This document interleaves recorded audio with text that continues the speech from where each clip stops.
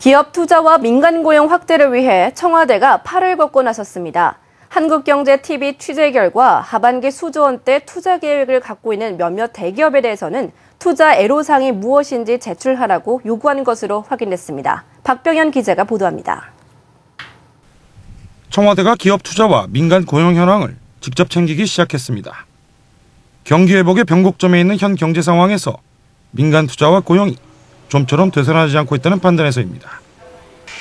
청와대는 특히 SK종합화학이나 GS칼텍스처럼 4분기 수조 원대 투자 계획을 갖고 있으나 선뜻 투자에 나서지 않고 있는 기업들을 특별 관리하기로 했습니다.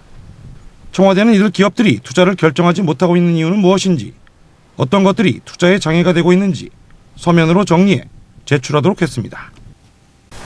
오늘 투자 이런 거는 산업부 차원에서 체크를 한 거고, 그 다음에 청와대에서 물어본 거는 특별히 몇몇 기업만 물어본 것 같습니다.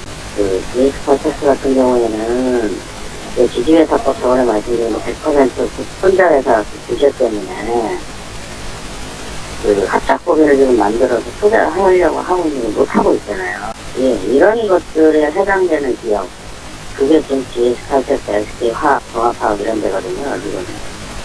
오늘 열린 산업통상자원부 장관과 30대 그룹 사장단 간담회도 이 같은 취지에서 이뤄진 것입니다. 하지만 기업 투자와 고용이 되살아나기 위해서는 기업들이 처한 경영 환경이 너무 불확실하다는 게 재계의 입장입니다. 재계가 투자와 고용 확대를 위한 전제 조건으로 정부에 건의한 사항 대부분이 국회의 동의 없이 정부가 단독으로 결정할 수 있는 것들이 아니기 때문입니다. 금융회사 지배구조에 관한 법률 등 각종 경제민주화 법안들과 통상임금 산정범위나 근로시간 단축 등 노동계 현안들이 대표적입니다. 30대 그룹 사장단이 경제민주화 입법을 마무리하고 경제 활성화를 위한 법률 재개정에 신경 써달라고 주문한 것도 같은 맥락입니다. 지금 오늘 이 자리가 기업과 정부가 힘을 모아서 경제 활성화와 일자리 창출, 투자 확대에 노력하는 장도 됐지만 동시에 우리 정치권, 특히 국회에서도 제도적인 뒷받침을 한다면 보다 많은 투자와 일자리가 늘 수 있는 하나의 그걸 또 요청드리는 그런 자리였다고 생각합니다.